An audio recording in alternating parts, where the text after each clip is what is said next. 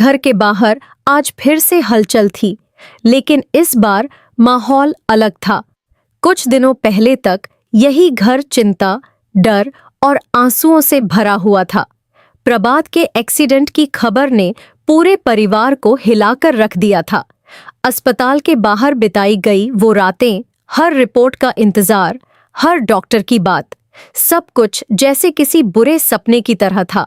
लेकिन आज वही घर फिर से सजाया जा रहा था, क्योंकि प्रभात आखिरकार ठीक होकर घर वापस आ रहा था। चंद्रिका आज बहुत खुश दिख रही थी। उसने खुद पूरे घर की सजावट की जिम्मेदारी ली थी। दरवाजे पर रंगोली बनाई गई थी, फूलों की माला लगाई गई थी और आरती की थाली तैयार रखी गई थी।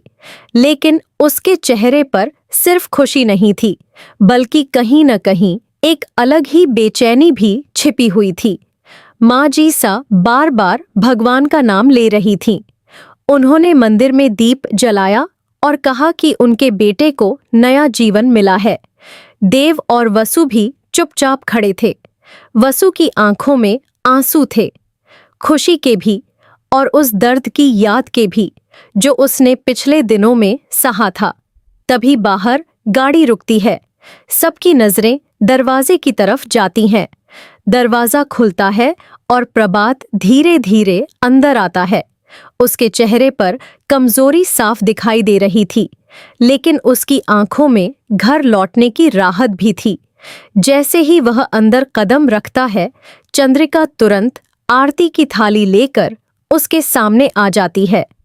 वह पूरे रीति रिवाज के साथ उसकी आरती उतारती है और मुस्कुराकर कहती है, घर में स्वागत है प्रभात।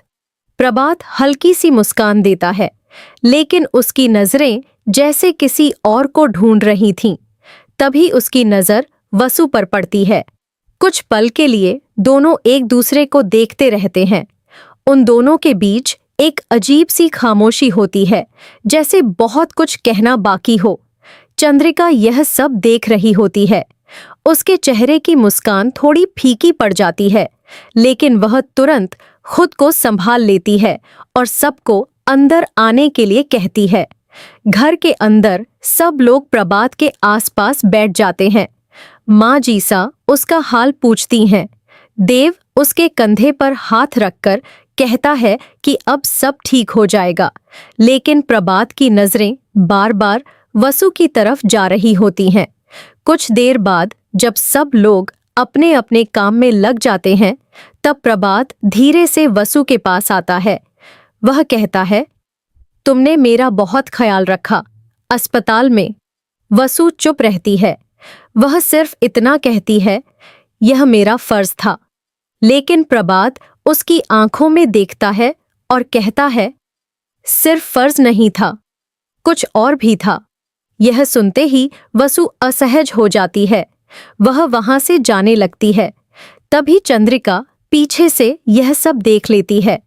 उसके मन में शक और गहरा हो जाता है। रात को चंद्रिका अकेले बैठी सोच रही होती है। उसे याद आता है कि एक्सीडेंट के बाद वसु हर समय प्रभात के साथ थी। डॉक्टर से बात करना, दवाइयां लाना, रात रात भर जागना, वसु ने सब किया था। और अब प्रभात का व्यवहार भी कुछ अलग लग रहा था। चंद्रिका के मन में जलन और डर दोनों पैदा होने लगते हैं।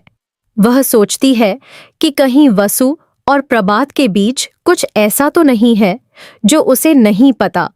अगले दिन घर में प्रभात के लिए पूजा रखी जाती है।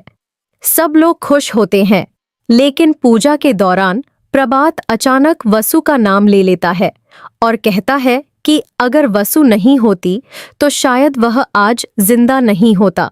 यह सुनकर पूरा घर चौंक जाता है। चंद्रिका के चेहरे का रंग उड़ जाता है। उसे लगता है कि अब सबके सामने वसु की अहमियत बढ़ती जा रही है। पूजा के बाद चंद्रिका प्रभात से अकेले में बात करती है। वह उससे पूछती है कि आखिर उसके और वसु के बीच क्या चल रहा है। प्रभात यह सुनकर हैरान हो जाता है।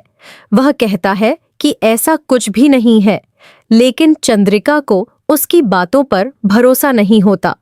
उधर वसु भी इस सब से परेशान हो जाती है। उसे लगता है कि उसकी हर कोशिश गलत समझी जा रही है। वह देव से बात करती है और कहती है कि वह इस घर में रहकर किसी के रिश्ते को खराब नहीं करना चाहती। देव उसे समझाता है कि उसने कुछ गलत नहीं किया, लेकिन वसु का मन अब भी भारी होता है। तभी कहानी में एक नया मोड़ आता है। प्रभात को अपने एक्सीडेंट से पहले की कुछ बातें याद आने लगती हैं।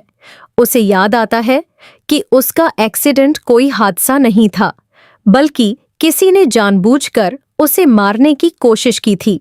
यह बात वह सबसे पहले वसु को बताता है। वसु यह सुनकर हैरान रह जाती है।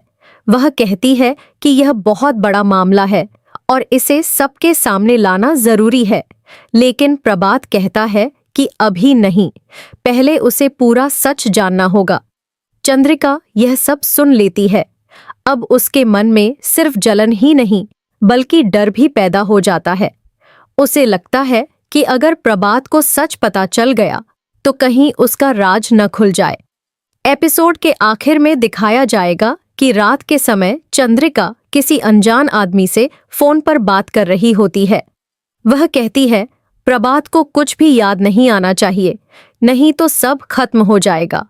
दूसरी तरफ प्रभात खिड़की के पास खड़ा होता है और सोच रहा होता है कि आखिर उसका दुश्मन कौन है। तभी उसके कमरे के बाहर किसी के कदमों की आवाज आती है।